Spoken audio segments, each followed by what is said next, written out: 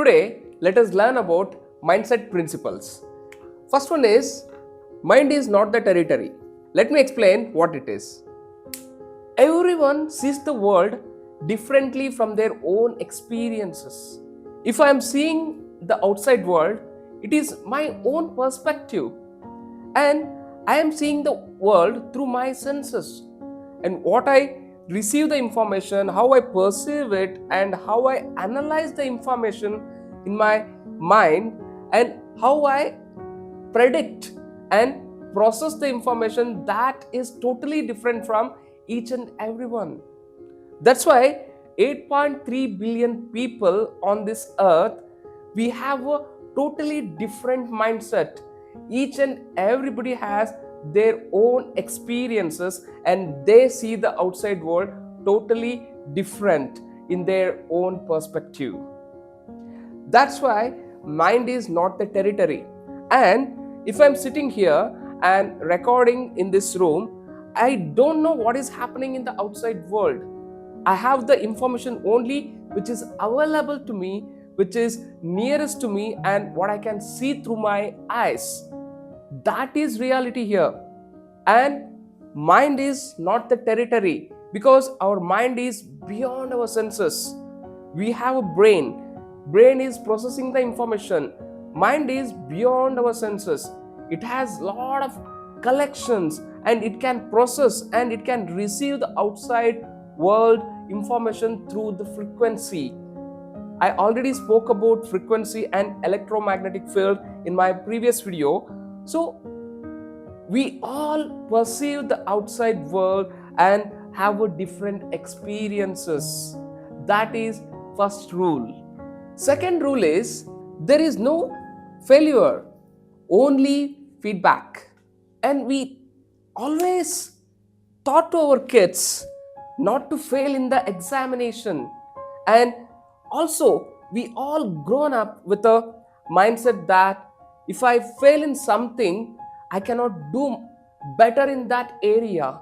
That means we have been trained our mind and we have developed a pattern to not accept the failure.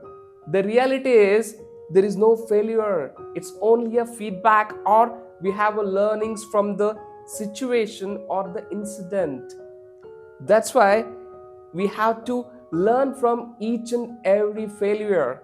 And if somebody is giving the feedback, we should accept in such a mindset that there is always an improvement in that area wherein I can find the solution and I can improve in that area. Best example is if you're communicating to someone, if they are not understanding, you have a chance to tell them differently and you can identify your faults and you can express with a better understanding.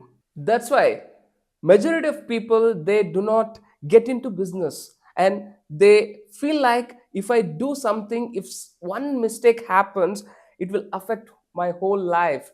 That is the biggest myth. You can build a business, you can create a success for your life, and you can create a new path for your life, but you are stick to one pattern which is built over a period of time since childhood. You can edit that path and pattern to overcome your old setbacks. That's why there is no failure, it's only a feedback or learning in our life. Third one is every behavior has a positive intention. People are usually trying to meet a need even if it is unhelpful for other person. Best example is if you are trying to attempt a NEET exam and get a better ranking, but somehow you failed in it, or maybe you have got a lowest ranking and you have joined engineering because of that, but there is a positive intention behind each and every action. Like that in our life, if you are doing any activity or if you are executing something, each and every person, they have a positive intention behind that. It is unconscious positive intention running behind each and every activity. We have to understand this carefully. If you are not understanding this phenomenon or this concept, we cannot handle the situation better. This you can compare to any situation in your life. It will be applicable for parenting, if you are doing a business, any kind of concepts you can relate to it and you can analyze yourself. This will give you a proper outcome and result.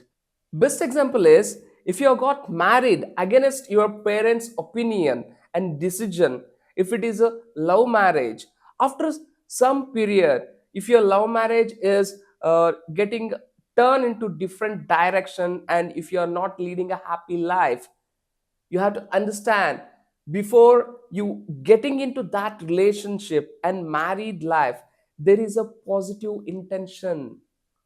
Both couple has to understand it is a positive intention before you getting into that marriage life, and you have to understand that positive intention and work on that. But after some period of time, both of you have forgotten that positive intention. Because of that, you are getting into complications. This is simple example. Like this, you can apply this same positive intention behavior to any area of your life. You have to understand one thing clearly is you have already taken a decision with a positive intention. What you have to do for the different result is you have to take a different action. You need not to worry about the past incident, or you need not to worry about your past made decisions, because you have made the decision with a positive intention. Analyze that and introspect yourself before taking a different decision. Fourth principle is people have all the resources within. Everybody on this earth, they have a capability to solve their problem on their own.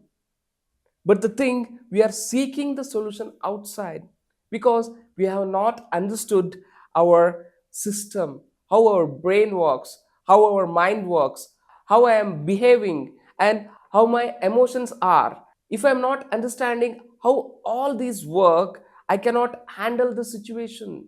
Resources means we have two types of resources. One is internal resource as well as external resources.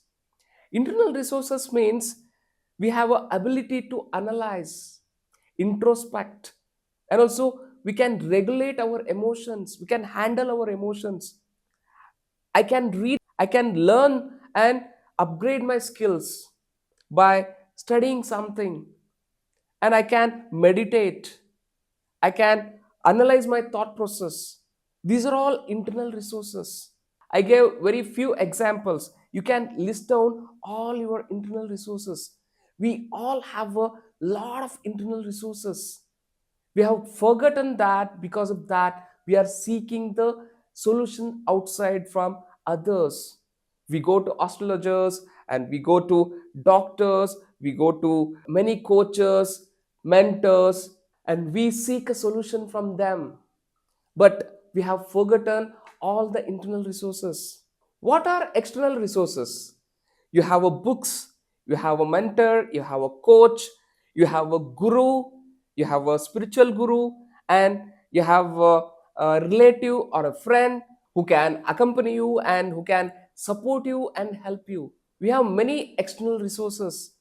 Sit down and list down all the external resources. If we do this exercise, we can identify the root cause and what is happening in our life, and whom to meet, and when to take a suggestion from others, when to seek suggestion from inside.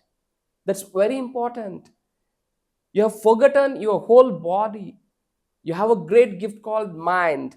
But because of busyness in our life, we are forgetting everything about our own internal life and internal resources. That's why it is very important to understand what is internal resource and external resource.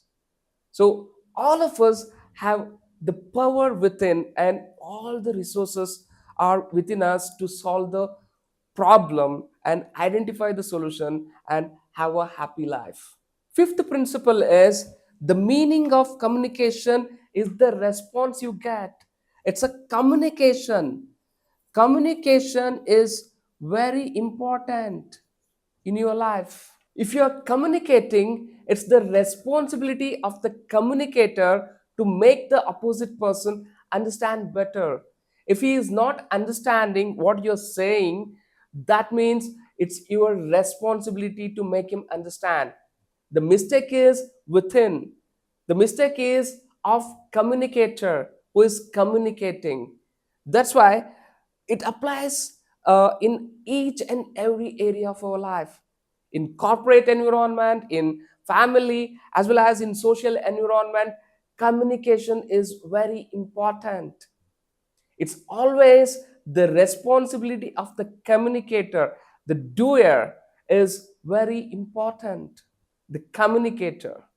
You have to understand how you're speaking, what you're communicating, whom you're communicating.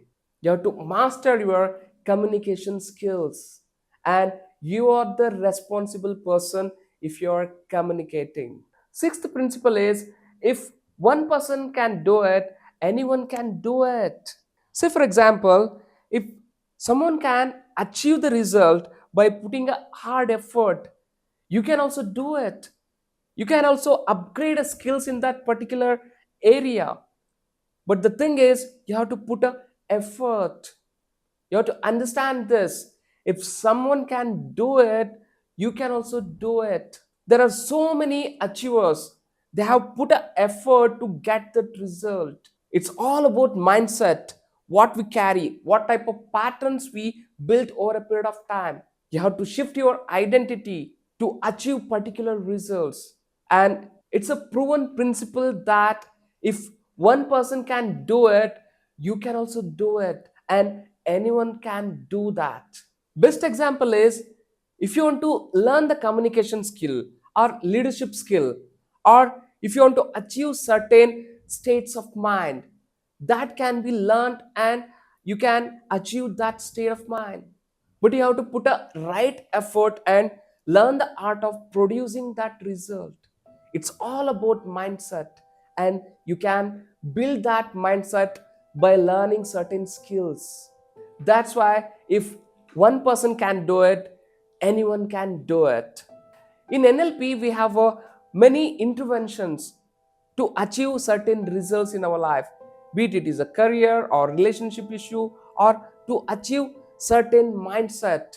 There is a proven process where you can go through those processes and you can build your own mindset, and you can rewire your mind patterns, and negative beliefs can be turned into positive beliefs.